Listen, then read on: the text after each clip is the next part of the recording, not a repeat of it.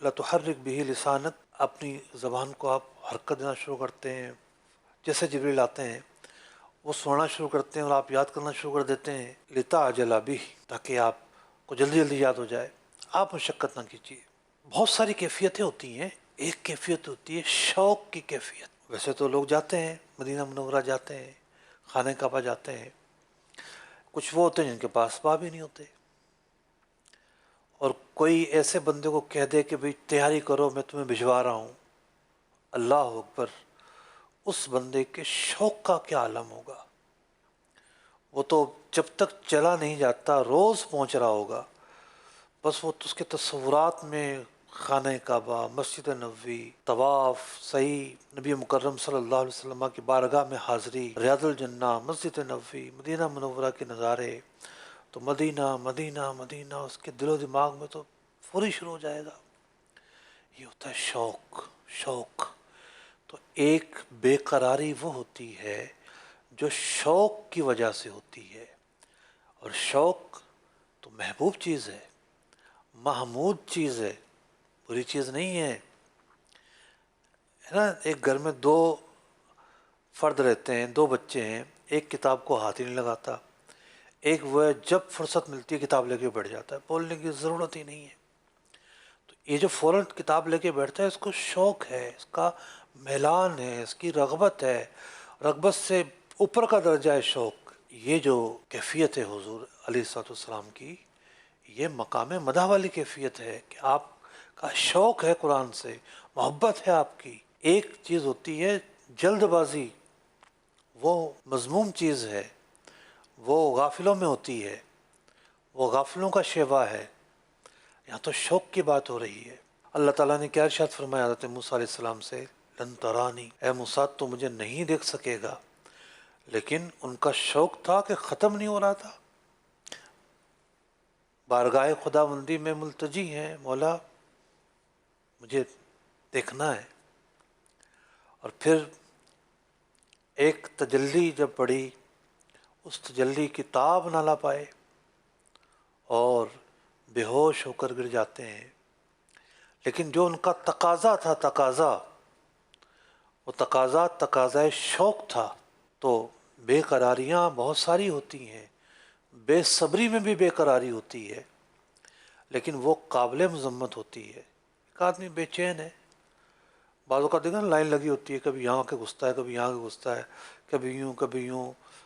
گاڑی لیٹ ہو جائے، train late ہو جائے، لیٹ ہو گئی، یہ ہو گیا، وہ ہو گیا. وہ بھی ایک بے قراری ہے، وہ بے صبری والی بے قراری ہے. اور ایک شوق والی بے قراری ہوتی ہے. اعلیٰ حضرت فرماتے ہیں پیش نظر وہ نو بہار، سجدے کو دل ہے بے قرار.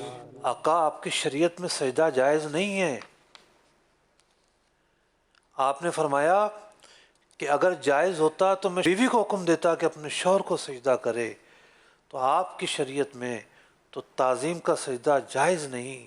لیکن جب میں آپ کی طرف بڑھتا ہوں، میں آپ کی بارگاہ میں جب حاضری دینے کا قصد کرتا ہوں، قریب ہوتا ہوں، تو پیش نظر وہ نو بہار، تو میں تصورات کی دنیا میں سوچتا ہوں میں اور اس بارگاہ میں اسے تو سجدہ کرنا چاہیے، نہیں لیکن نہیں کرتا، شریعت میں جائز نہیں. روکیے سر کو روکیے، ہاں یہی تو امتحان ہے. دل چاہتا ہے کہ سجدہ کروں لیکن شریعت روکتی ہے.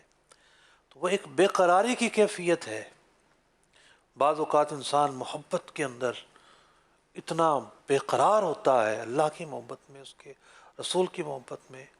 مدینہ منورہ سے واپسی کسی کی ہوتی ہے تو شاخ پر گریہ تاری ہوتی ہے، جی چاہ رہا ہوتا ہے بس دیواروں میں سر ماروں، لیکن وہ اپنے آپ کو روکتا ہے، نہیں، شریعت میں یہ جائز نہیں ہے.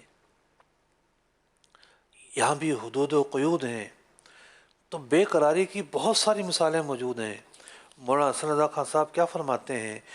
بے لقائے یار ان کو چین آ جاتا اگر، جبریل امین وہی نہیں جب آ رہی تو وہ بھی بے قرار ہیں کہ اس بہانے حضور کی بارگاہ میں حاضری ملتی تھی.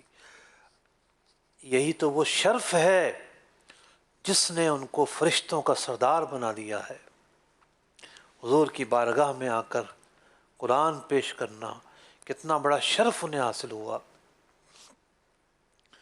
تو جب وہ مرحلہ آیا کہ وہی کچھ عرصے کے لیے موقوف ہوئی، تو شاعر جو ہیں حضرت جبریل امین کی کیفیت کو بیان کر رہے ہیں کہ بے لقائے یار ان کو چین آ جاتا اگر، بار بار آتے نہ یوں جبریل سدرا چھوڑ کر۔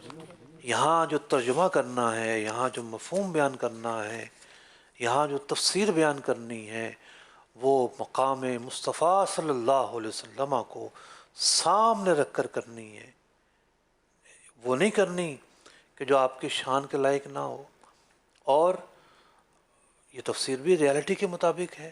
آپ کی جو بے قراری تھی وہ قرآن کی محبت کی وجہ سے تھی، قرآن کی حفاظت کی وجہ سے تھی، قرآن سے لگاؤ کی وجہ سے تھی، قرآن سے استفادہ کی وجہ سے تھی۔ تو اللہ نے اطمینان دلا دیا، انا علینا جمعہ وقرآنہ۔ اے محبوب علیہ الصلوۃ والسلام، جو قرآن پاک ہے اس کا جمع کرنا اور اس کا پڑھنا ہمارے ذمے ہے۔